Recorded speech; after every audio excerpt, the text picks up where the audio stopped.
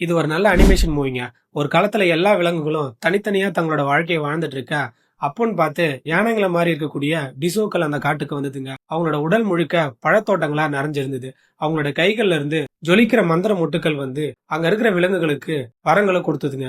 காட்டுல இருக்கக்கூடிய எல்லா விலங்குகளும் அந்த மந்திர முட்டை தொட்டு இன்னொரு விலங்கா மாறக்கூடிய வரங்கள பெற்றுச்சுங்க. அந்த மந்திர முட்டு அவங்கள ஒருத்தர் புரிஞ்சுக்கிறதுக்கான திறனை கொடுத்துச்சு. அதனால அவங்க எல்லாருமே ஒத்துமையா வாழ ஆரம்பிச்சாங்க. அது வரைக்கும் அந்த காட்டை தன் கண்ட்ரோல்ல வச்சிருந்த ஓநாய்க்கு அதோட ஆதிக்கம் போயிடுச்சு. அதனால கோபம் அடைஞ்ச அந்த ஓநாய் என்ன பண்ணுது, அந்த மந்திர முட்டை திருடி கொடூரமான ஒரு நெருப்பு ஓநாயா உருமாறிடுச்சு. நெருப்பு ஓநாயா உருவானதுக்கு அப்புறமா முதல் 4 டிசோக்களை அழிச்சு மத்த டிசோக்களை அந்த காட்டை விட்டே விரட்டி அடிச்சிருச்சு. டிசோக்கள் போயிட்டதால சாவன் பறவைகளுக்கு உணவு கிடைக்காம போயிடுது. அதனால பூக்குன்னு சொல்லப்படுற சின்ன விலங்குகள் கொஞ்சம் கொஞ்சமா கஷ்டப்பட்டு சேர்த்து வச்ச உணவுகளை இந்த ஜாவன் பறவைகள் போய் எல்லாத்தையும் அடிச்சு சாப்பிட்டுருதுங்க. அதனால பூக்குகளுக்கு உணவு இல்லாம போயிடுது. அந்த பூக்குகள்ல ஒரு ஆள் தான் நம்ம கதையோட ஹீரோ.